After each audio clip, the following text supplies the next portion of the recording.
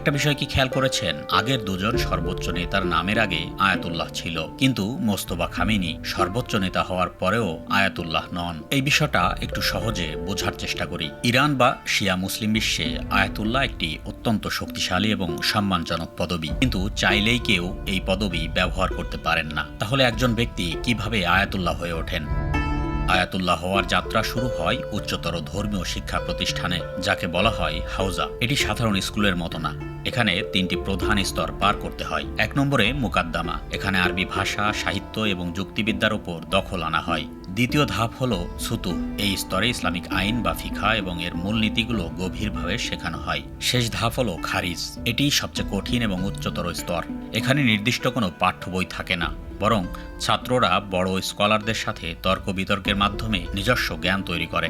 একজন আলেমকে আয়াতুল্লাহ হওয়ার যোগ্য হিসেবে তখনই ধরা হয় যখন তিনি মুস্তাহিদ হন। এর মানে হলো তার মধ্যে ইজতিহাদ বা স্বাধীনভাবে ফতোয়া দেওয়ার ক্ষমতা তৈরি হয়। সহজভাবে বললে, পবিত্র কুরআন এবং সুন্নাহর ভিত্তিতে আধুনিক বিশ্বের যে কোনো নতুন সমস্যার ধর্মীয় সমাধান দেওয়ার সামর্থ্য থাকতে হবে তাকে। যখন তার সিনিয়র শিক্ষকরা নিশ্চিত হন যে এই ছাত্র এখন নিজেই একজন বিশেষজ্ঞ, তখনই তাকে ইজতিহাদ সনদ দেওয়া হয়। মজার ব্যাপার হলো, আয়াতুল্লাহ কোনো সরকারি সার্টিফিকেট নয়। যখন একজন মুস্তাহিদ তার পাণ্ডিত্য দিয়ে অন্য আলেমদের কাছে গ্রহণযোগ্যতা পান এবং নিজেই বই বা গবেষণা প্রকাশ করেন, তখন সমাজ ও সহকর্মীরা তাকে সম্মানের সাথে আয়াতুল্লাহ বলে ডাকতে শুরু করেন। এর মানে হলো আল্লাহর নিদর্শন। তবে এর উপরেও একটি স্তর আছে, সেটি হলো আয়াতুল্লাহ হিলুজমা বা গ্র্যান্ড আয়াতুল্লাহ। যারা এই পর্যায়ে পৌঁছান, সাধারণ মানুষ তাদের ধর্মীয় দিক নির্দেশনা মেনে চলে বা তাদের তাকলিদ করে। ইরানের রাজনীতিতে এই পদবি অত্যন্ত গুরুত্বপূর্ণ।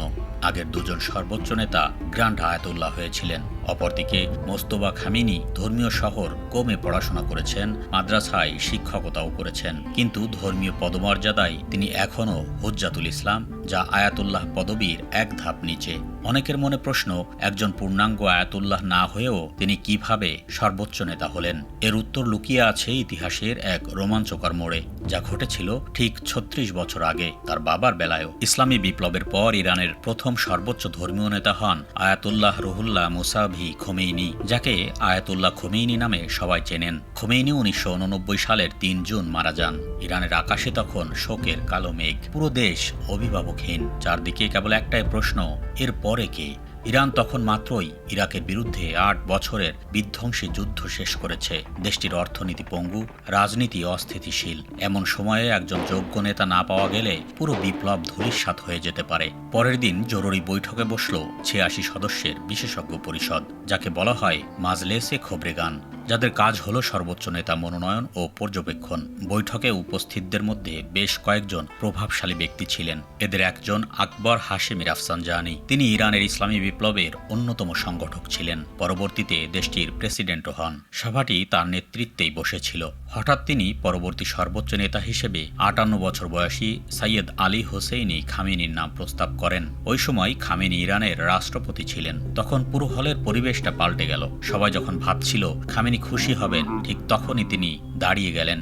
উপস্থিত সবাইকে অবাক করে দিয়ে তিনি বললেন, আমি স্পষ্ট করে বলছি, এই পদের জন্য আমি যোগ্য নই। তার কণ্ঠ তখন কাঁপছিল। আপনারা যদি আজ আমাকে নেতা ঘোষণা করেন, কাল দেশের মানুষ বলে উঠবে, এই লোককে কোথা থেকে আনলে? সে তো মার্জাই তাকলিদও না। আমি কোনোভাবেই ইমাম খোমেনির মতো ব্যক্তি হতে পারবো না। এই দায়িত্ব গ্রহণের মানসিক প্রস্তুতি বা যোগ্যতা আমার নেই।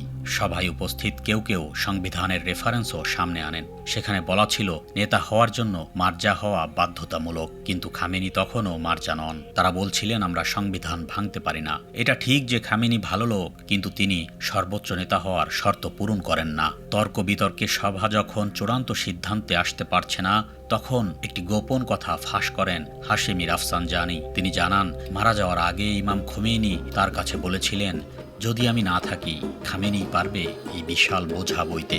অর্থাৎ খামেনিকে এই পদের যোগ্য মনে করতেন খোদ খোমেনি। রাফসানজানি সবাইকে উদ্দেশ্য করে বলেন, আমাদের এখন কিতাবি বিশেষজ্ঞের চেয়ে একজন অভিজ্ঞ যোদ্ধা আর রাজনৈতিক অভিভাবক বেশি প্রয়োজন। খামেনি ছাড়া আর কে আছে আমাদের? এরপর তিনি নিজেই দাঁড়িয়ে গেলেন ভোট দিতে এবং বললেন, কারা আমার প্রস্তাবের পক্ষে আছেন তারা দাঁড়িয়ে যান। তাকে দেখে একে একে হলের অধিকাংশ সদস্য দাঁড়িয়ে পড়লেন। অশ্রু ভেজা ভেজা চোখে নিজের অযোগ্যতার কথা বলতে থাকা খামেনিকে সেদিন অনিচ্ছা সত্ত্বেও কাঁধে নিতে হলো পুরো দেশের ভার। যেহেতু সংবিধান অনুযায়ী খামেনির যোগ্যতা ছিল না, তাই তাকে নতুন করে রেফারেন্ডাম না হওয়া পর্যন্ত 1 বছরের জন্য অস্থায়ী সর্বোচ্চ নেতা হিসেবে নির্বাচিত করার প্রস্তাব দেন রাফসানজানি। কিন্তু পরের মাসেই সংবিধান পরিবর্তন করা হয়, যাতে সর্বোচ্চ নেতা নির্বাচনের ক্ষেত্রে মার্জা হওয়ার শর্ত তুলে দেওয়া হয়। ফলে মোস্তফা খামেনিরও সর্বোচ্চ নেতা হতে আর মার্জায় তাকলিদ হওয়ার প্রয়োজন নেই। ইতিহাস কখনো কখনো নিজেকে পুনরাবৃত্তি করে। 1989 সালে যা ঘটেছিল আলী খামেনির সাথে, 2026 সালে এসে অনেকটা তাই ঘটেছে তার ছেলের সাথেও।